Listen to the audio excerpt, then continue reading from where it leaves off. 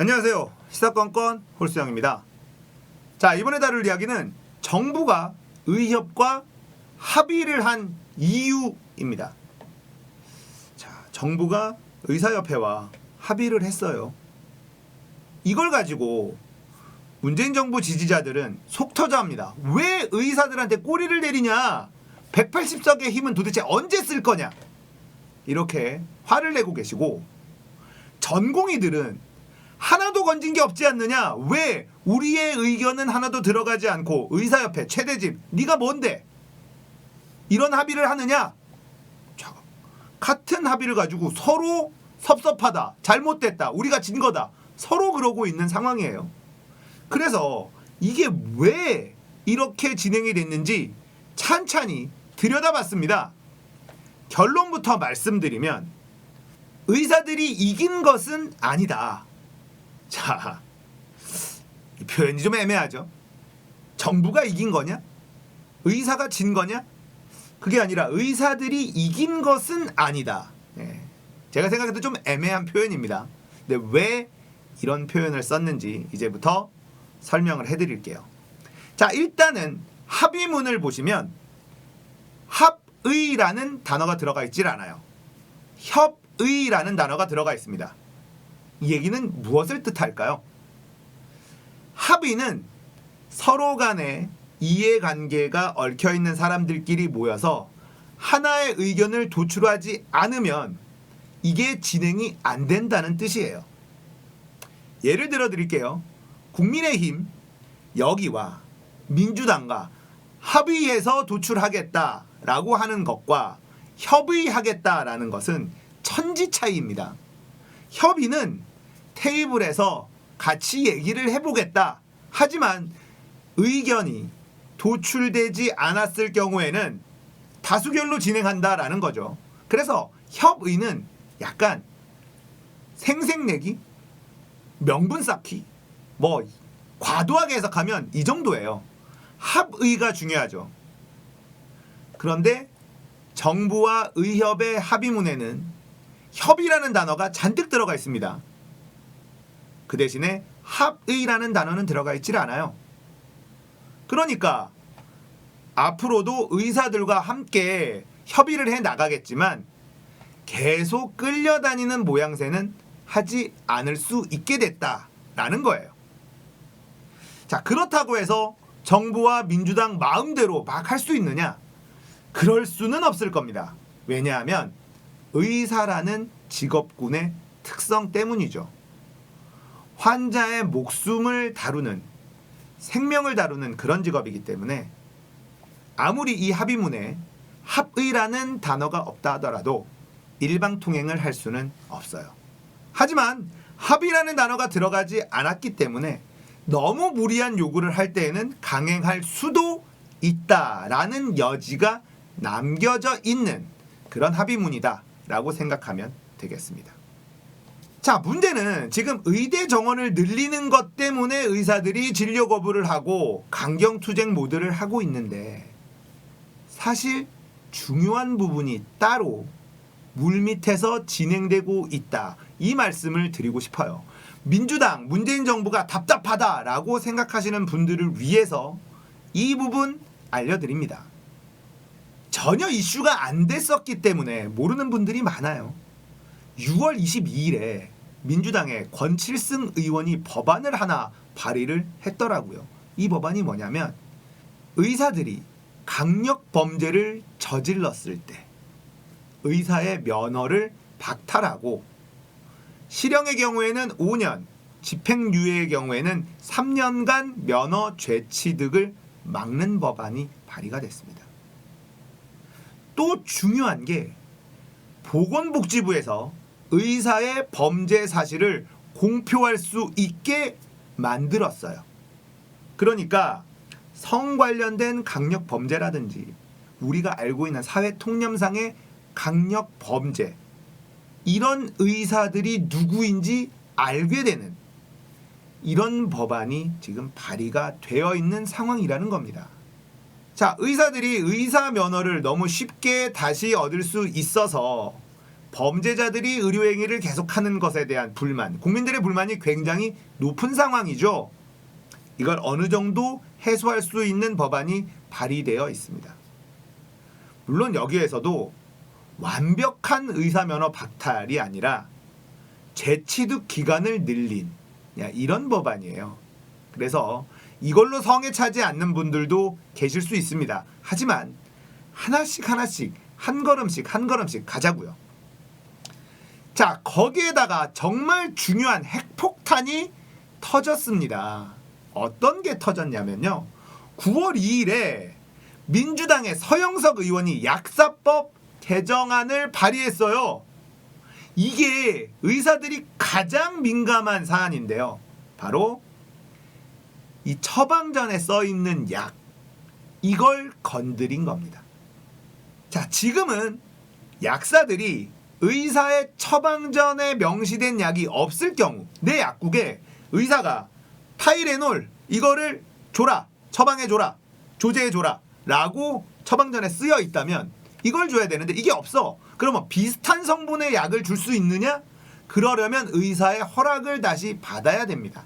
그러니까 완전히 막혀 있는 거죠. 약을 고르는 권한이 오로지 의사에게만 있었습니다. 이 힘이 지금 가장 의사들이 막강한 갑 오브 갑의 위치에 있는 힘이거든요. 그런데 개정된 약사법을 들여다보면요. 의사의 처방전에 명시된 약이 없을 경우에 동일 성분의 다른 약으로 대체 조제가 가능하다는 겁니다. 거기다가 사후에 심평원에 보고하면 되도록 바꾼 약사법이에요. 자, 이 얘기를 들으니까 어디서 많이 들어본 얘기 아닙니까?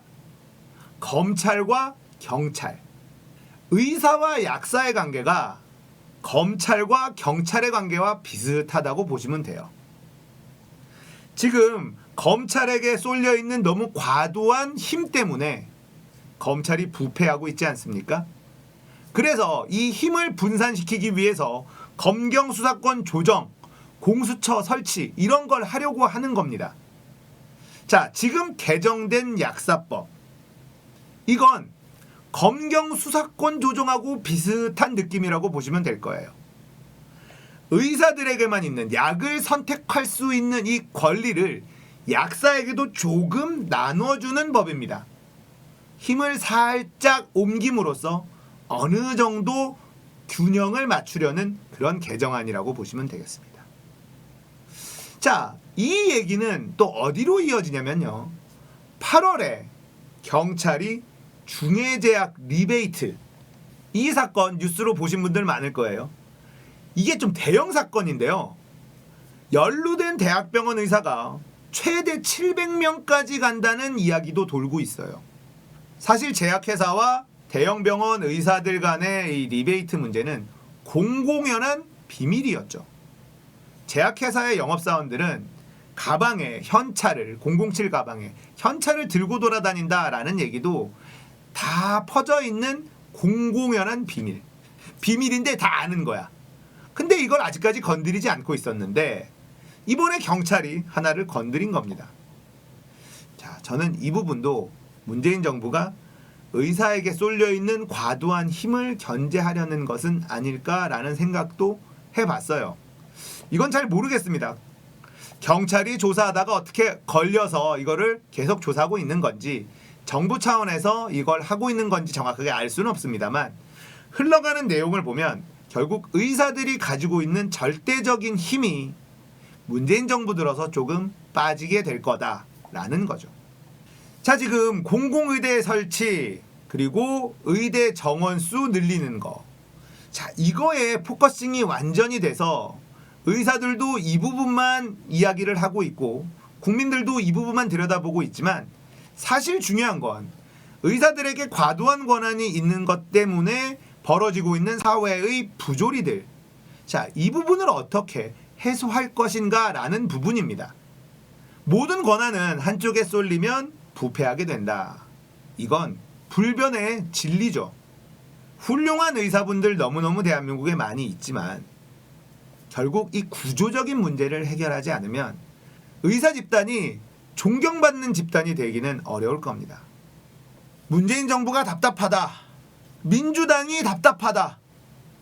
이렇게 생각하시는 분들, 한 발짝 두 발짝 조금만 뒤로 물러서서 한번 전체적인 그림을 둘러봤으면 좋겠습니다. 과연 이 속도가 느린가?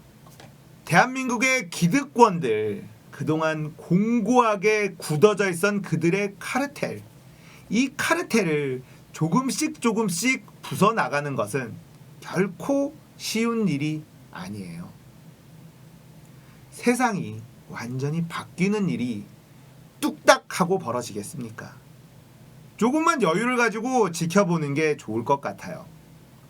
여러분들이 답답해하는 마음 저도 이해합니다. 저도 그런 마음 어느 정도 가지고 있거든요.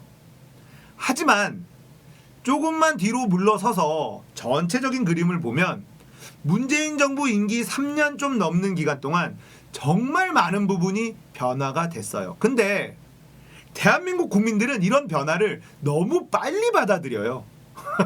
그래서 우리가 그건 당연한 거지 라고 느끼고 있는 수많은 것들이 불과 몇 년 전까지만 해도 당연하지 않았던 것들이었다는 것. 하나하나 꼽자면 꽤 많은 걸 꼽을 수 있습니다. 그렇게 조용히 변화를 만들어내는 것, 이게 고수의 정치다. 저는 이렇게 말씀드리고 싶습니다. 이재명 도지사의 시원시원한 이런 추진력에 열광하는 국민들도 꽤 많아요. 저도 이재명 도지사를 참 좋아합니다. 이 사람의 일하는 걸 보고 있으면 진짜 속이 시원하니까요. 자, 문재인 정부, 문재인 대통령이 답답하다라고 느끼는 분들에게 이런 말씀 드리고 싶습니다. 조용하고 자연스럽게 변화를 이끌어내는 것, 이게 진짜 고수의 정치이다. 문재인 정부 임기 들어서 3년 조금 지났습니다. 이 짧은 시간 동안 어떤 변화가 우리들에게 일어났는지 한 발짝 두 발짝 물러서서 바라보면 많이 놀라실 거예요. 앞으로 더 많은 변화가 우리를 기다리고 있습니다. 검찰의 변화, 이제 의사들의 변화, 이런 변화들이 일어나면서 또 해결해야 될 문제도 굉장히 많이 생길 거예요. 우리가 조금 더 깨어 있어야 되는 이유이기도 합니다. 구독자 여러분들과 함께 우리가 계속 들여다보면서 바뀐 세상이 또 어떤 문제점이 나오는지, 또 그 문제점을 어떤 식으로 해결해 나가야 될지 우리가 계속 짚어보면서 지적질하면서 그렇게 올바른 방향으로 바뀌도록 함께 노력해야 되겠죠. 너무 답답해하지 마시고 조금만 여유 있게, 그리고 일 진행하는 것들 계속해서 눈 부릅뜨고 잘하는지 감시합시다. 자, 오늘 이야기는 여기까지입니다. 공감되셨다면 구독, 좋아요, 알림 설정 부탁드릴게요. 감사합니다.